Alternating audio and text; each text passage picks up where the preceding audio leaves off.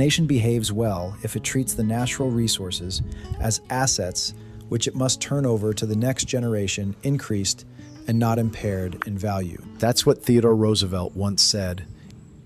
In the hills of Rensselaer County, there's a place that brings those words into focus. The Martin Dunham Reservoir, located inside the boundaries of Grafton Lake State Park and managed by the New York State Department of Parks, Recreation, and Historic Preservation, has been part of this region's landscape for over a century. It's not remote wilderness, and it's not overdeveloped recreation.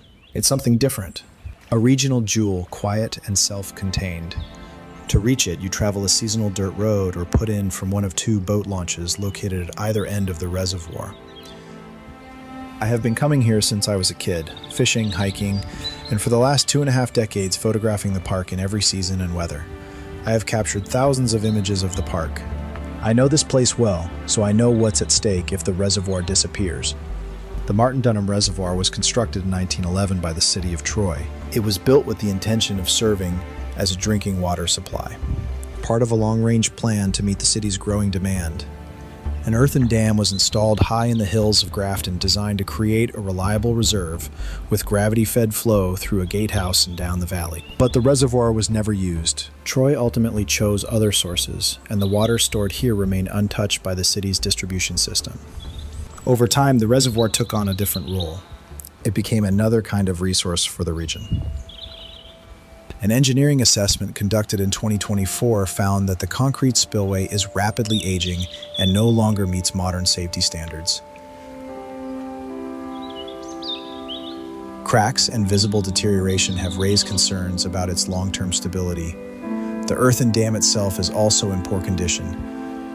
Now, more than a century later, the dam is showing its age. Seepage has been observed near the base, indicating pressure on the structure, and vegetation has taken root in areas that should remain clear, making inspection and maintenance more difficult. Based on these findings, the dam has been classified as a Class C high-hazard structure. That doesn't mean failure is expected. It means that if failure were to occur, the consequences downstream could be severe, threatening roadways, natural systems, and potentially human life. That designation places the reservoir under closer state scrutiny, and in recent years, New York has increasingly chosen to remove aging dams like this one, especially when they no longer serve a municipal or industrial function. The state of the dam puts Dunham on a list of dams that may be removed to eliminate risk, especially when repair funding is scarce and the structure no longer supports drinking water or power. This is the trend across New York. In 2022, 13 dams were taken out.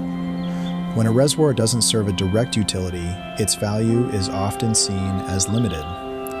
Martin Dunham no longer supplies Troy's water, it doesn't generate electricity, and so its role as a cultural, ecological, and recreational anchor gets overlooked. At a public forum, 3 scenarios were introduced. Option 1, full rehabilitation. Estimated cost, $20 million. This plan strengthens the dam, repairs the spillway, and installs modern monitoring systems. Option 2, partial removal with stream corridor restoration. Estimated at $9.1 million. This proposal would involve lowering the dam and draining the reservoir, then reshaping the basin into a narrow, meandering stream and wetland corridor. In theory, the plan would restore more natural hydrology and support native plant and aquatic species. But in practice, it eliminates a fully functional flatwater system that currently supports recreation, emergency response, and established wildlife habitat.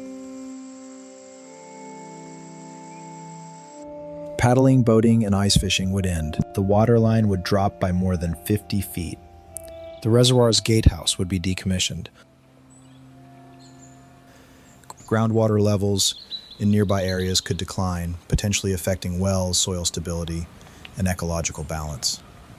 Analyzing dam management trends across the state and region, this option appears to align most closely with the current preference of state stakeholders.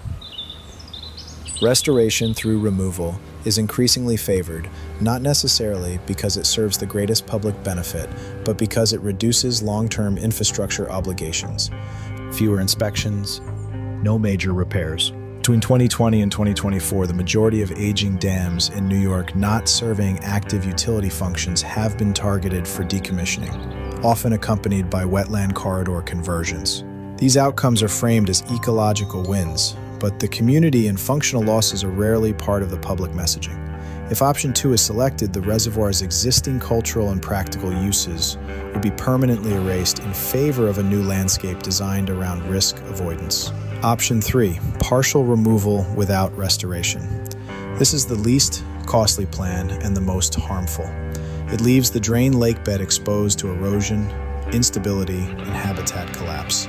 These aren't just technical plans, they carry long-term impacts for the landscape, the wildlife, and the people who use this space. Yes, policy has moved toward removal. Yes, some grants reward deconstruction over stewardship.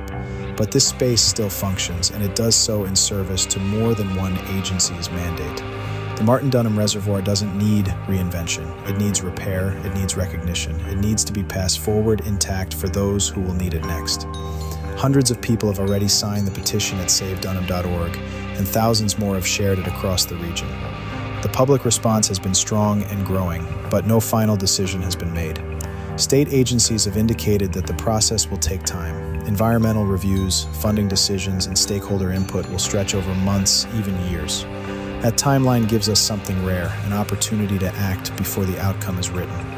The only way to protect this reservoir from being quietly decommissioned, to prevent it from becoming just another line item in a risk reduction plan, is to get involved. Share the petition with people in your networks who would care. Attend public meetings, ask questions, get to know the options and the stakeholders who will ultimately shape the outcome. Join local conversations, follow and engage with public groups and community pages like Save Dunham on Facebook. Show decision makers that this place is not forgotten, that it's valued, used, and understood by those who know it best. This isn't about nostalgia, it's about responsibility, and the time to act is now. Because once the water is gone and the silence becomes absence, it doesn't come back. Together, we can save Dunham and preserve it for generations to come. Roosevelt reminded us that the health of a nation rests in how it protects its natural resources for the future. This is our moment to live up to that promise.